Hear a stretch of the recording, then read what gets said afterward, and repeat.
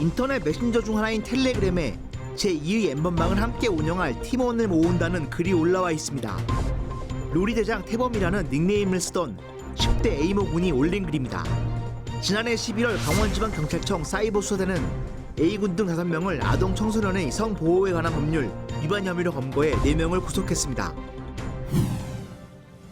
지금 코로나19 총선 이슈 뒤덮을 정도로 좀 엄청난 이슈가 있었습니다. 바로 텔레그램 성착취 동영상 유포 사건, 이른바 N번방 사건이라고도 하는데요. 이게 강원도하고 좀 어떤 연관이 있는 건지 궁금합니다. 이제 텔레그램 N번방 사건은 이제 국민청원으로 거의 250만 가까이 네. 동의를 얻은 정말 대단한 이슈가 됐었는데 이제 그 텔레그램 내에서 굉장히 유명했던 사람이 이제 갓갓이란 사람이고 그 사람이 한창 이제 미성년자라든지 여성들의 성을 착취해서 그들의 음란물을 만드는 거죠. 협박을 해서 음란물을 만들고 그 음란물을 자기 이제 방을 대표하는 링크에 걸어요.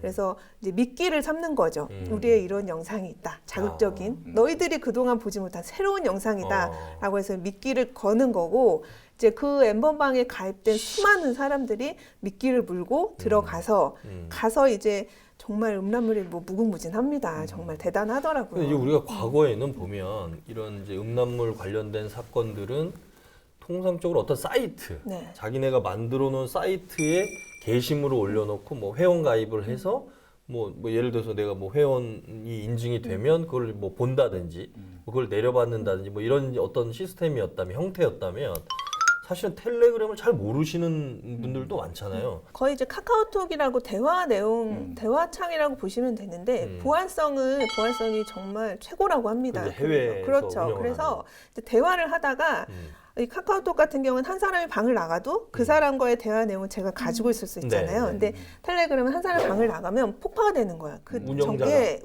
방을 누군가 나가면. 그래서 그 정보 자체가 없어지기 때문에 증거를 찾기가 어렵다. 네, 그래서 이제 보안성 때문에 텔레그램 사용하시는 분들이 많고 정치인 분들도 텔레그램 많이 사용하시는 걸로 알고 있어요. 예, 저희 기자들도 많이 네, 사용합니다. 그렇죠. 텔레그램. 예. 혹시 뭐 경찰 수사 과정을 좀 어떠셨는지? 일반 사람들은 텔레그램 잘 이용하기 어렵다고 했잖아요. 사실 뭐 저도 최근에 궁금해가지고 가입을 하긴 했는데 그냥 메신저라고 생각하고 그런데 그 텔레그램까지 들어가는 루트가 그냥 일반 사이트에서 링크를 걸어버리는 거죠. 텔레그램 그 으로 들어갈 수 있도록. 대화방 링크를 그거를 걸 수 있는 체계를 만든 사람이 바로 누구냐? 왓치맨이라고 그 사람이 사이트를 하나 만들어서 그냥 평상시에 만드는 말하자면 음란 사이트를 만들어서 여기를 들어온 사람이 더 자극적인 걸 볼 수 있는 공간이 있습니다라고 링크를 걸어버리는 거죠. 거기를 타고 들어가서 가까스에 이제 거기 들어가면 텔레그램이 N번방이 있는데 그 N번방에서 가까이 운영을 하면서 돈을 주고 이제 비트코인이라고 하죠. 그걸로 돈을 받고 이제 주는 그러한 시스템으로 운영이 됐던 겁니다. 이게 지금 텔레그램이 해외에 서버를 두고 있잖아요. 그렇죠. 그러면 그만큼 뭐 수사가 어려운 건가요? 그래서 그 부분에 대해서 강원지방경찰청 사이버수사대에서는 네. 사이트 자체가 해외 서버가 있다고 해도 여러 가지 수사 기법으로 지금 잡은 사람들도 그거 아니더라도 이렇게 잡힌다. 근데 말을 할 수는 없다는 거예요. 그거를 알려주면은 또 그거에 대비를 하기 때문에. 수사 기법. 네. 그러니까 제가 예상컨대 그 수사 기법이 바로 이 먼저 검거한 사람들로부터 얻어낸 정보인 것 같아요. 지금 그래서 형이 이렇게 낮아지고 하는 이유가 붙잡힌 사람들이 기존에 어떻게 운영하는지에 대해서 아주 성실하게 얘기를 해준다는 거예요. 아, 네. 그거는 뭐 자기의 어떤 그 처벌 수위를 좀 낮추기 위해서. 양형에 상당히 도움이 많이 되고 이제 경찰에서도 이제 텔레그램 N번방 수사가 처음이다 보니까 어떻게 해야 되는지 몰랐을 거예요. 그래서 이제 누군가를 이제 잡히거나 아니면 제보를 해서 만나서 털어놔라. 털어놓으면 우리가 너 뭐 형량이라든지 수사라든지 도움 많이 줄게. 이렇게 해서 협조를 해서 공조 수사를 합니다. 텔레그램 N번방에서 활동하던 사람이 이제 모르는 척하고 들어간 거예요. 평상시처럼 대화를 합니다. 그러면 들어올 거 아니에요, 그 사람들이. 그래서 그 사람들이 이제 들어오면 이제 경찰에서 IP 추적하려고 노력하고. 이게 공범들이니까. 네, 그렇죠. 그래서 이 존재가 없으면 아마 이 수사가 불가능했을 거예요. 그래서 지금 아까 그 N번방의 갓갓을 이어받은 사람이 이제 켈리. 이제 켈리가 그 갓갓의 음란물을 가지고 이제 유포를 했고요.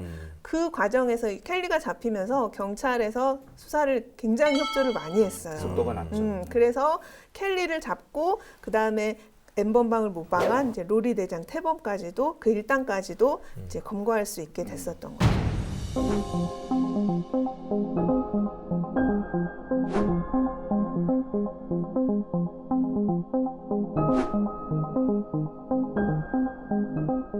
여기서 중요한 거는 1심 끝나고 나서 항소를 한 당사자는 피고밖에 없었어요. 그러니까 켈리만 항소를 했고 검찰은 항소를 안 했습니다. 그게 되게 의외였죠. 의외였어요. 지금 생각해보면 네. 의외인데 11명을 잡았거든요. 우리 네. 검거를 11명을 검거를 했고 5명을 구속을 할 정도로 크게 기여를 했다라고 봐서 검찰도 좀 이거 정도면 봐준 참작을 해야 거죠. 되니까 네. 예상 양형에서 크게 줄여서 징역 2년을 구형을 했다고 해요. 그랬는데 수사sob조 했으니까 법원에서는 이 정도는 반 정도 낮춰서 징역 1년에 성폭행 이수, 교육 이수를 40시간 이 정도로 해서 1심을 했는데 여기서는 이제 더 감형받을 수 있겠다. 네. 내가 더 많이 도와줄 수 있다라는 그걸로 인해 가지고 항소를 한 거죠. 검찰에서는 그래 너 더 낮출 수 있으니까 기회를 주마라고 안 한 것이 아닐까 생각이 드는데 이 난리가 난 거예요. 네. 그 사이에. 그 켈리는 이제 수사협조를 굉장히 많이 했기 때문에 그리고 또 켈리는 그 피해자가 없는 상황이었어요. 음란물을 협박해서 제작한 상황은 아니고 가까시로부터 물려받은 음란물을 배포하고 유포한 그런 혐의만 있었기 때문에 형량 자체가 낮아질 수 있었던 거고 이제 수사협조를 충분히 했고 아마 검찰에서도 그거를 반영을 해서 구형을 낮게 했잖아요. 그래서 켈리는 분명히 항소심에서 집행유예를 기대를 했을 겁니다. 네, 집행유예를 기대를 하고 항소를 했는데 네. 이제 선고 며칠 앞두고 이 엠번방이 이런 팍 터진 거죠. 박사방이 터진. 네,